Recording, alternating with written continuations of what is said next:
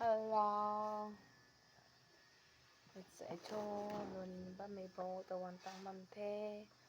Lagi Echo unboxing spante. Chào lo ko mo wait na.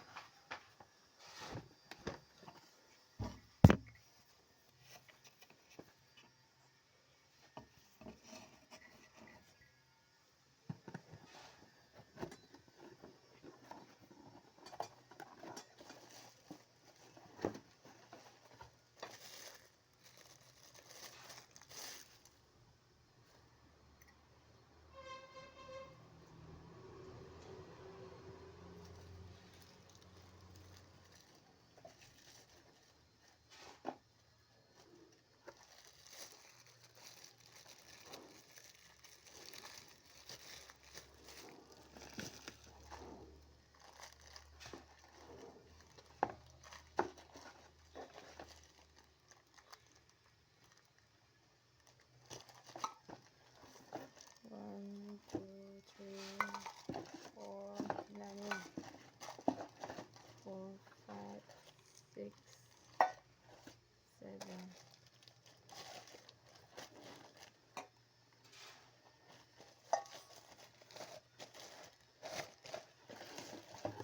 And the spoon.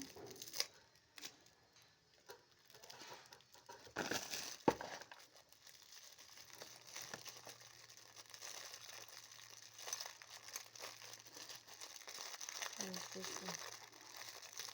Here my zero case bunny the tam kwa ni 1 2 3 4 5 6 thế đó bunny tại như này thế mà nè hay sẽ 6 1 2 3 4 5 6 tam kwa mi cũng thế here này nó zero case mà tại này nó thật thế ở xem còn thế hay á mà thôi tình thộm bùตัวnày tụi bayอันนี้วันแรก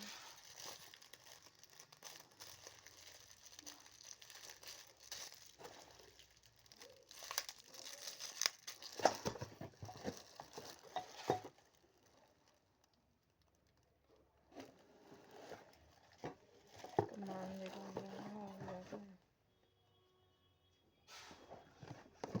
มันสิจ้ะ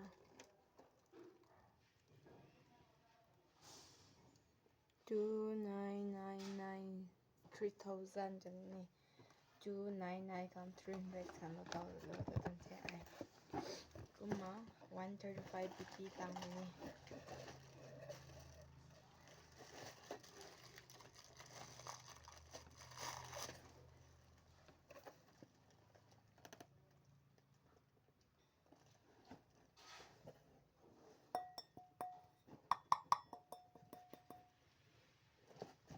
ไอ้นี่ไม่ซ้ำเลยไอ้นี่ไม่ซ้ำเป็นโอเคไอ้นี่มันดิ่งนี่ตัวแต่มันจะหมายที่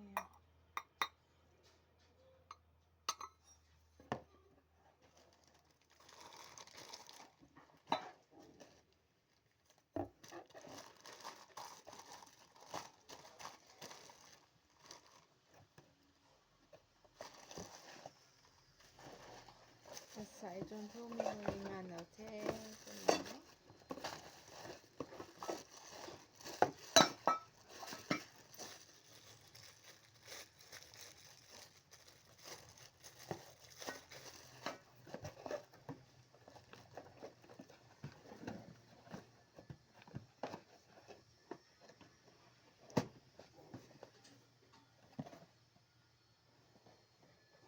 ให้กันดีไซน์เสียให้1 2 3 4 5 6อย่างนี้จะให้ดำกดได้ไหมจะ7มาสปุนได้ไหมขาดกันสปุนตันเทียมจะรู้แค่นั้นนี่เสร็จนี่ก็มาเลยนะก็หาไว้นี่ products ก็ไม่ต้อง facility ก็ต้องเนี่ยมวยนะ oriflame ก็เกษตรนี่บ้ามวยได้เกษตรเทกุมละกี่เกษตรนี่มาไว้ในถ้าแดงใน context ก่อนเทก็มาauto manager นี่ I saw along there the other number phone number group นี่มี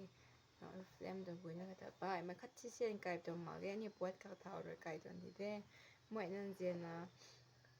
live ni slow subscribe slow ma atong business ai ni tin na ne men sai rau pa me ke ma so ma ai pi hwan kak pi sang apa me non atong family non ko me tong mera me den la tha ko ru so 50 na si discount kan lo taw me ko hak ne ni di ko ru ngon si ke sip pam ko hak na ni ko ru ngon si an to na ru ni si ka ni 50 ta ai 40 kan zo ni na ni ma so ba me ma mo na subscribe lo ma atwa ni man ai zo ni zo ma me order ni sla no we ma ai spot se order shum chen ka bu ma wang me ni na ya ta ni lo lo on je lo na tung ko the mo na ta bye bye